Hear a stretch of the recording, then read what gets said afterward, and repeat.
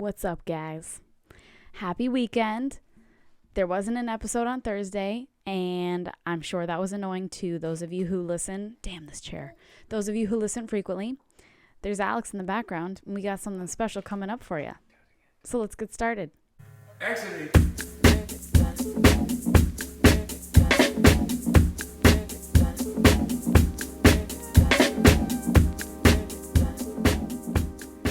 All right, so we're doing it on a weekend. That's what she said. Michael. And it's going to be posted on Saturday at 10 a.m. So hope you're enjoying listening whenever you're listening. The whole family's here. Me, the little baby on the floor, and finally, Alex. So we only have one microphone is the only problem. So I'm going to do a little introduce yourself thing, and then he's just going to go off on whatever sort of tangent he's feeling. Right? Exactly. Okay. All right. So this is Alex, and he's going to introduce himself. Hello, YouTube. My name is Alex. I am Melena's fiance, and I know she's talked about me because I've listened to all her podcasts and her YouTube videos. So I know some of you know me, and for the ones who don't, my name is Alex. And on today's episode, we are going to discuss world domination. We're going to talk about how to take over the world. Ain't that right, brain? That's right. Most of you remember Pinky in the Brain, right? At least I hope. Pinky in the Brain, awesome cartoon. Talked about world domination all the time. Well, at least Brain did. Pinky was kind of whatever. But wasn't that show also like weirdly sexual? You know, I don't know. I was a kid watching it, so. People have put clips on that. I'm going to use my hand as my face. People have put clips of that on Instagram, and it had a lot of rapey, weird scenes. Like, a lot of sex stuff, too. Yeah, so did Pepe Le Pew, but no one complained about that one. Pepe Le Pew was a creep. That was more sexual assault than just blatant grossness. I mean, I beg to differ, though. I beg to differ because I clearly remember some episodes of Pepe Le Pew was like, now that I've watched it as I was an adult, and wow, like Pepe Le Pew was he should be arrested, honestly. I only watched it on Looney Tunes. I never watched the actual Pepe Le Pew show, so I can't speak to that, but yeah. Okay, go. Yeah, so on today's episode, we're going to talk about crystals. And maybe Roman Empire. But we'll see how the conversation goes. Because actually, I was in a Zoom meeting last week, and the conversation was sparked about crystals.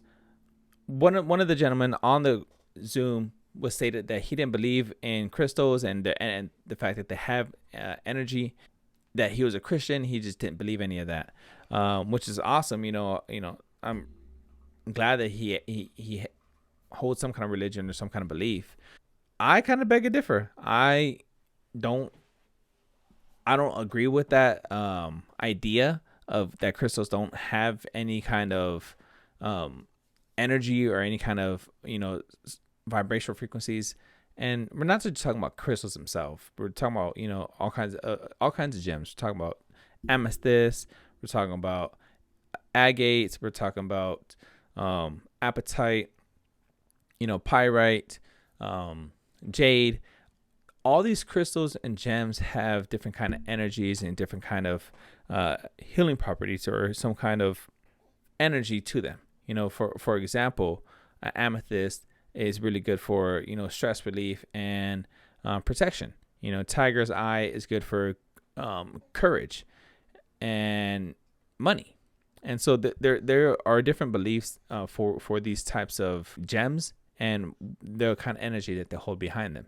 And really what I had stated in the Zoom meeting last week was pretty much, well, these gems and these crystals come from the earth, and the earth itself, it holds a vibrational frequency. It vibrates at 432 hertz. So to say that these gems that come from the earth hold no energy to them really doesn't make sense, because everything in this world, everything in this universe has a vibrational frequency. It holds energy.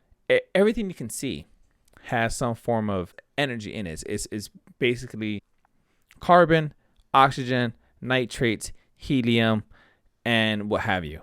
You know, all of these organic items is what I'm talking about. Versus inorganic things, like plastic, rubber. You get the gist. But what I'm saying is that these crystals and these rocks and these gems hold energy, and if you believe that, I think you would kind of agree with the ideology.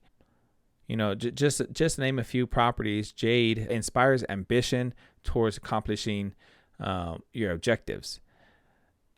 Pyrite itself shields one from negative energy.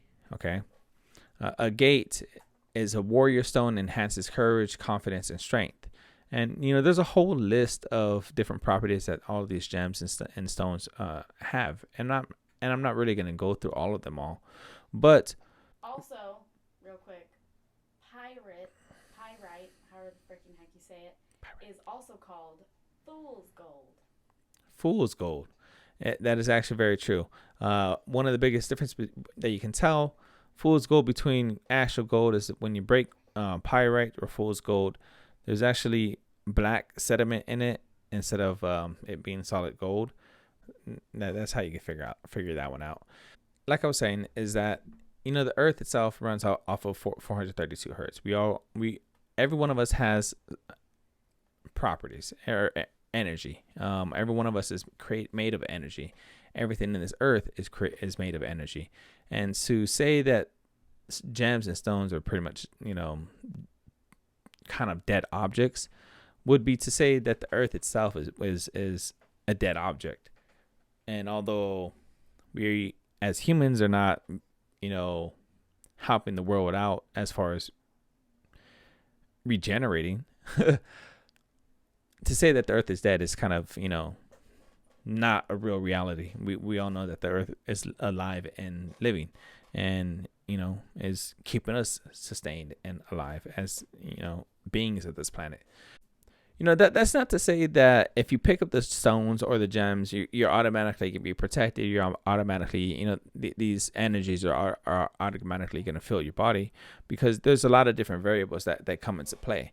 If you don't believe in them, it's kind of hard for you or the gems to.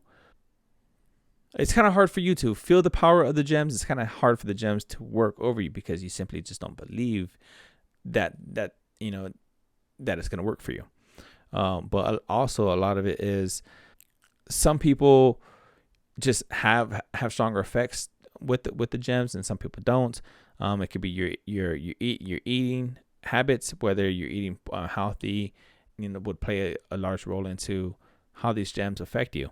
The question that Milena stated was, do I have any gems, or do I have any stones? Have they ever came to me? Have they ever worked for me?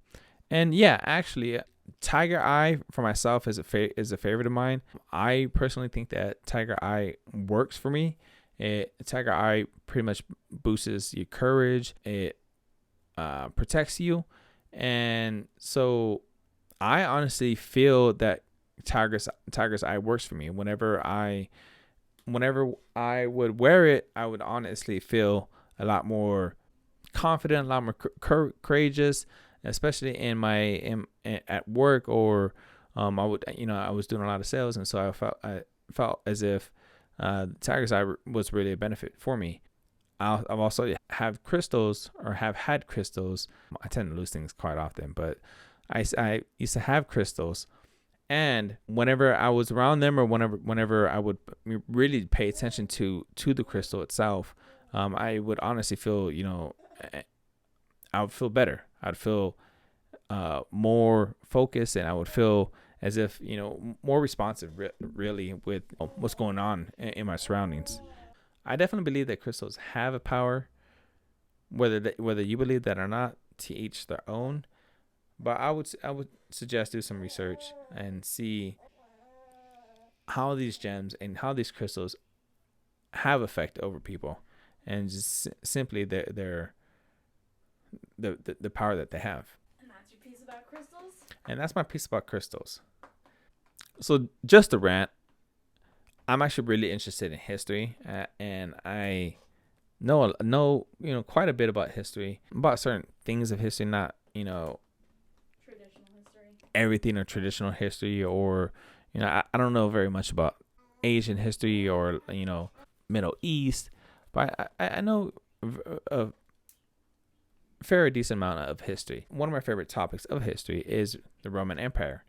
The Roman Empire, for me, it holds, it's there's a lot to learn from the Roman Empire. And one of the biggest things that really kind of made me go down the rabbit hole of learning about the Roman history was really this question in itself: was how is it that humans and society have gotten to this point, as far as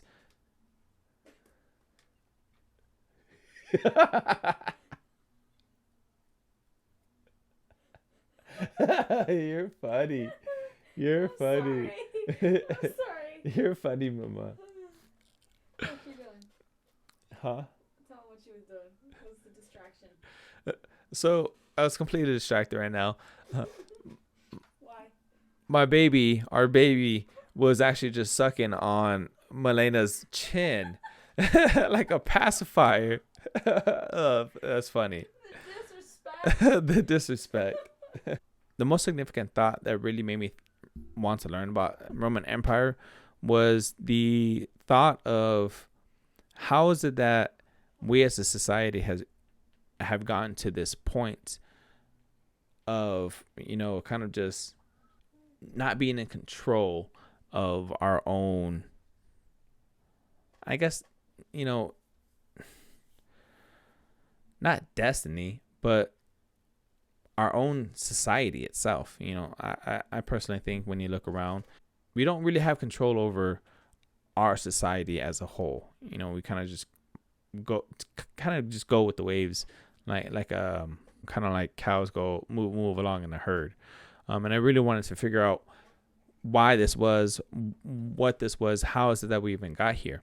And for myself, history repeats itself. And so that thought alone made me want to just dive back into history, kind of dive back into where everything kind of stemmed from. The meat of the onion. And I understand that the Roman Empire, there was a lot more happening other than the Roman Empire, but the Roman Empire ruled most of the known world for over 1,000 years.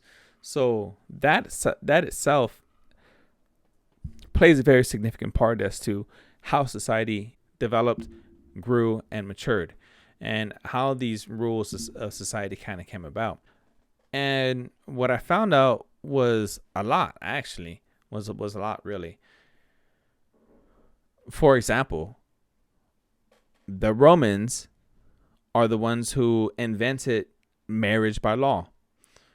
Before the Romans, people got married in the eyes of God, and they were a union. Yeah, and so, the Romans thought of marriage as law for tax purposes. They wanted to be able to tax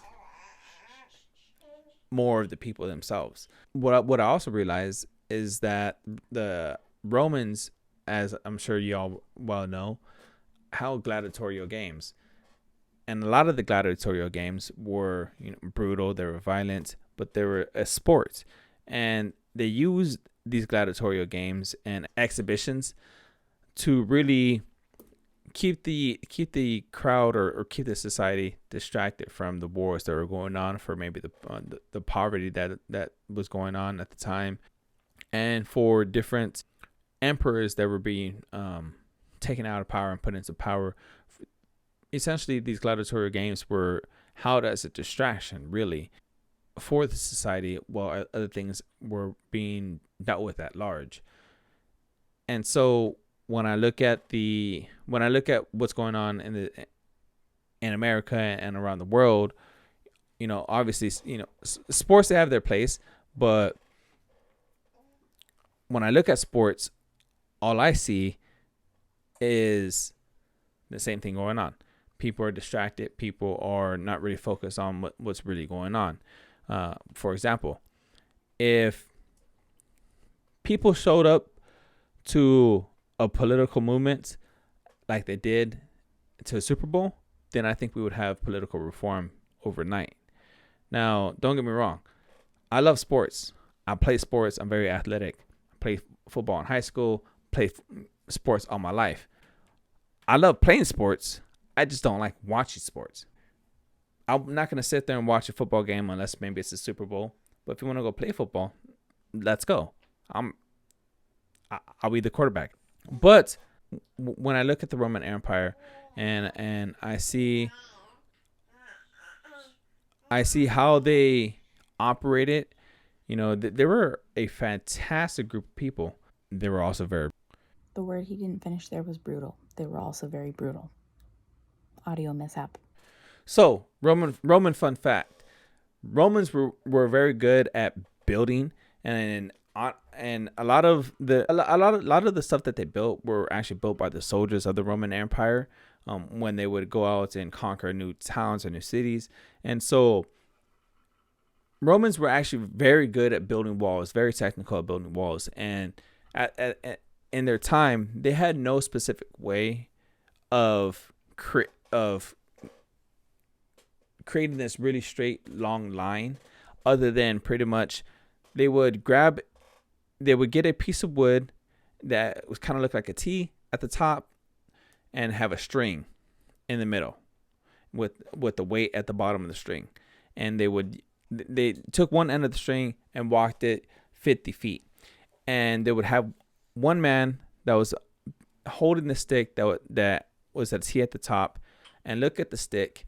And the man that was 50 feet down the way would communicate and say, okay, move a little right, move a little left. Once everything lined up, the T lined up to the string that was 50 feet down away. That's where they would mark it. And they would continuously do that until they got a really long straight line to build a wall. Until technology developed more, that was the primary way of building really strong straight walls. Also, at the time that the Roman Empire fell, around, I believe, 1134 AD, only the western part of Roman Empire fell. Pretty much, Rome, everything west of Rome fell, collapsed. No more Rome.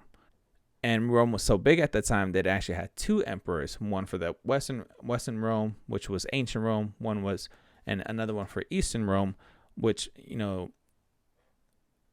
the capital of the Eastern Rome was Constantinople, now Istanbul in Turkey. The Western capital was Rome in Italy. And when the Western Empire fell, it was only the Eastern Empire. And so the Eastern Empire, once the ancient Rome fell, became the Byzantium era. And so these people were made up mostly of, they were Greek, they were Arab. They really weren't traditional Roman, but all of their traditions, all of their ways of being were really Roman. And that Byzantine or eastern part of Roman Empire actually lasted for another 400 or 500 years, because that empire didn't fall until maybe the 1500s, which gave way to a lot of European countries to grow and prosper. Because once the Eastern Empire fell and the Ottoman Empire, who took over Constantinople, once they were conquered, there was so much gold in that empire of Eastern Roman Empire. They were able to create other countries. Other countries were able to prosper. Countries like Germania broke up and became, pretty much Central Europe. Bunch of different countries broke up into Central Europe because Romans had a funny way of categorizing everyone. Everyone east of the Thine River was pretty much barbarian. They just labeled everyone barbarian. So they had, Germania, people from Africa, the Carthaginians. I believe so. Hannibal from Carthage. I believe it's Carthagins. Yeah. Hannibal from Carthage, which Carthage was another country pretty much in Africa. So once the Eastern Empire fell, a lot of these countries were able to, like I said, grow and prosper. When you look at the way everything happened, the Roman Empire were hated and loved at the same time. A lot of countries loved them. They supported them because, Rome they ruled the world for 1,000 years. They were the ones to back, because if you win against the Romans, well, you kind of lost. And a lot of people hated the Romans because they were tyrannical. They pretty much thought they were better than everyone else. If you weren't Roman, you weren't nothing. And they weren't honorable. A lot of the history goes back and pretty much says that Romans were infamous for not keeping the word. They would say one thing and do another for their own advantage, for their own gain. And that's really why the Western Empire actually fell, because when the Western Empire fell around 1134 AD, the people who actually conquered and brought down the Western Empire were called the Visigoths. The Visigoths, well, they were mercenaries for the Western Empire because the Western Empire had become very dependent on outside foreign militias to help fight the wars, because they had so many wars going on and there was so much corruption in the Western politics that their infrastructure was being brought down as far as the military goes. The military couldn't keep up with all the wars. There was a few wars that went on, and they lost a lot of significant soldiers, and so they started depending on mercenaries. Pretty much, the Roman Empire had promised the Visigoths 1/3 of Italy if they would help support the Roman wars. And when the Visigoths came and asked for the 1/3 of the Roman Empire kind of just laughed and snuffed them away and said, hush. And the Visigoths came in and, for the first time ever, sacked the Roman city. Apologize, the second time ever. The first time was another Roman general who sacked the Roman capital. Anyways, the Visigoths came in, sacked the Roman Empire, completely collapsed them. Next day, there was no more Roman Empire, which actually kind of brings up a great thought. Imagine a country, an empire who ruled for 1,000 years, who was the most powerful empire in the entire world, who pretty much was undefeatable in war because of how the Roman military, how efficient it was. Imagine them ruling the world for 1,000 years, and one day, something happens, and the next day they're not there. There's no more Roman Empire. I mean, of course, these things took time to develop and for the Roman infrastructure to dissolve. But think about it: one day America's here, and the next day America's not. That would be just incomprehensible, honestly. Kind of in a good way. But there's a lot of things you could talk about the Roman Empire. The question of how our society's gotten to this point. Well, kind of just everything led to Rome, because before that was Greek, and Greek had a lot of philosophers, and the Roman Empire, they used a lot of the Greek ideology, Greek politics to build the Roman Empire. But in the end of it, Greece at the height of the time was democratic. They were about the people. The people had word. And at some point, the Roman Empire was they were a republic. The Senate controlled and pretty much held the power. Then the Senate was dissolved, and it just kind of became emperor after emperor, tyrant after tyrant, which kind of made me realize that we let ourselves get this way. We let ourselves be controlled by people who didn't care about the interests of the people. We let ourselves get controlled by their politics, by the taxes that they levied, by the laws that they placed into power. And really, you see this throughout history. You see this in the largest countries or empires that existed. You see this in Great Britain, where taxes and taxes after taxes were pressed against the people. Laws were pressed against the people. Taxes that were levied so much caused the American Revolution, caused for America to be separated from Britain. And you see that now in America, where laws after laws are placed into power that restrict our freedom and restrict our ability to live our own lives as we please. We see that taxes be levied against us and getting higher and higher.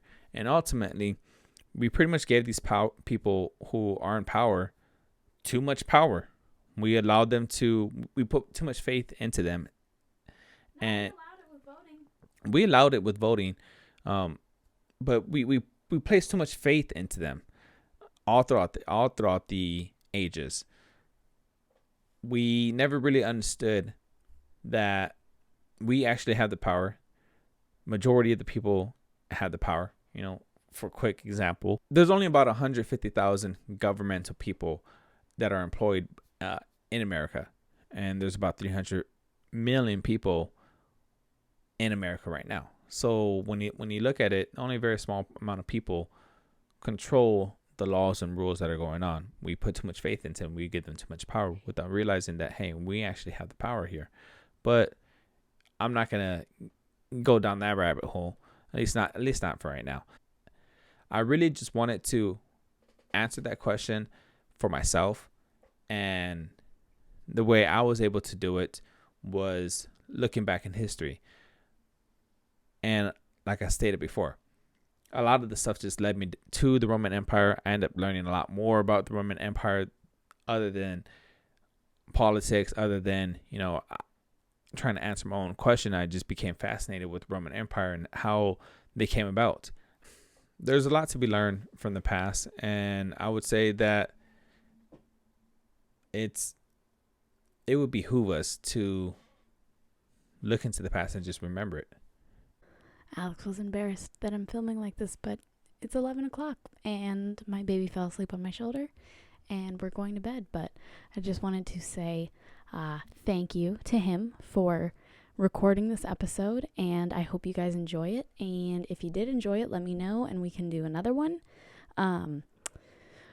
I'll probably do another one because this fool has got a lot of shit to talk about. He's a very interesting speaker, and I feel like once he gets more comfortable being behind the microphone, pardon my burp, he will be killing it in no time. So I hope you have a great evening. Hope you enjoy this episode, and we'll see you next time for the Actually Homeschooled podcast with the special guest, Alex Cruz. See you later, guys. Bye.